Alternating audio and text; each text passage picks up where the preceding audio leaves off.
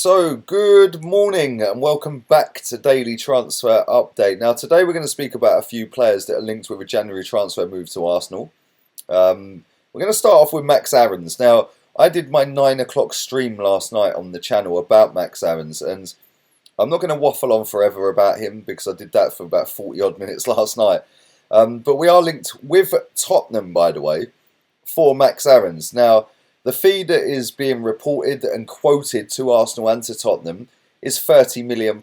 Now, I think that's an absolute bargain. I think that he's at the age where he can kick on and develop. He's only 19 years old. He's had experience in the Championship, which I said on stream last night was probably the best thing for him because he's come into the Premier League and he's absolutely smashing it. Yeah, and if you ask any Norwich City fan, if you know any Norwich City fans, they will say he's up there with their player of the season. Now, yes, I know Teemu Pukki is scoring goals, Cantwell's scoring goals, and they've been fantastic. Max Aarons is crucial to how they play as well. Now, listen, I know they're bottom of the table before anyone comes out with that one. Yes, they are bottom of the table, but at the same time, Max Aarons is one of their shining lights. £30 million for me is an absolute bargain. And I think that when we look at Hector Bellerin, he's out the team injured again. He comes back, he's then injured again. He comes back, he's then injured again. He's failed to live up to the hype, if I'm being completely honest. And I don't get what people see in Hector Bellerin, not only as a footballer, but as captain of Arsenal Football Club. I don't get it. I think that he's lost his pace. His pace is nowhere near what it was when he was ripping David Alaba against Bayern Munich a few seasons back. And I just think that, for me, he's on 115 grand a week, Bellerin. I think that we should be sitting there going, do you know what? Let's cut ties with Hector. Maybe not now. Maybe do that in the summer. Let's go and get Max Aarons now. Because if Maitland-Niles gets an injury, where do we go from there? Because Callum Chambers is injured. Bellerin, can we rely on him to stay fit? No. If Maitland-Niles gets injured, then who are we playing at right back? What, Pepe? Wouldn't surprise me. But for me, Max Aarons has got to be somebody we go and look for. £30 million. He's 19 years old. He's fantastic. He can play left back. He can play right back. He's actually played centre back as well. Not that I'd want to see him at centre back. But I remember when we played against Norwich, he was ripping us apart down that wing. Absolutely pinpoint accurate crosses as well. His passes are top drawer. He can defend. He's strong. He's quick. He's got every attribute to succeed in the Premier League, which is why he is succeeding. So for me, £30 million, that is an absolute, should I say, no-brainer. Let's move on to Jerome Boateng. Now, Jerome Boateng, I see a report last night when I came off of my stream that suggested that Bayern Munich would let him go without a transfer fee as long as we cover his wages. We could put him on the wage of £196,000 a week, get that off of their wage bill, and they'd be happy to do it on a no fee.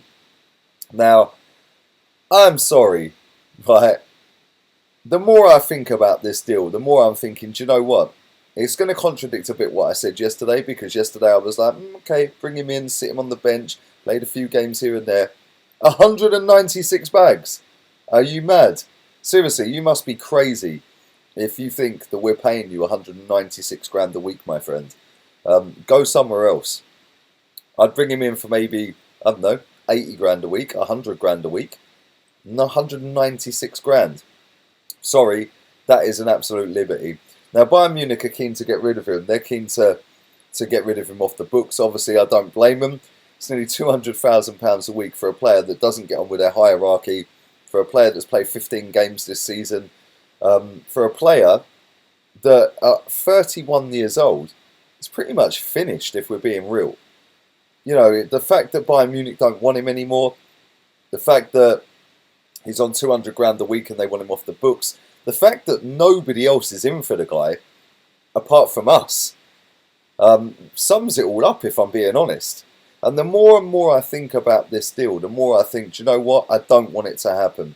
Yes, yesterday I was saying that maybe we could bring him in, we could sit him on the bench and play the the FA Cup games, maybe play the Europa League games, give that a little bit of experience when we've got a player injured. He could come in, he'd be good around the dressing room, he'd be good on the training pitch. The more I think about it, having fought for a 24-hour period longer, seeing the wages he's on, and the fact at 31 years old, he's almost done. Which is pretty mad when you think that there's other centre-backs out there that are still going at 37 and 36 and 35.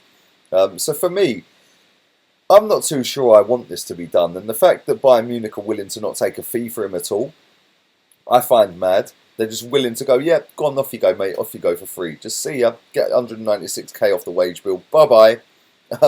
So if we pay him 196 grand, we can have him. 196 grand a week, yep, cool, you can have him. We don't even want a transfer fee for him, you can just have him. That tells me there's a massive issue there that's bigger than just him falling out with the hierarchy.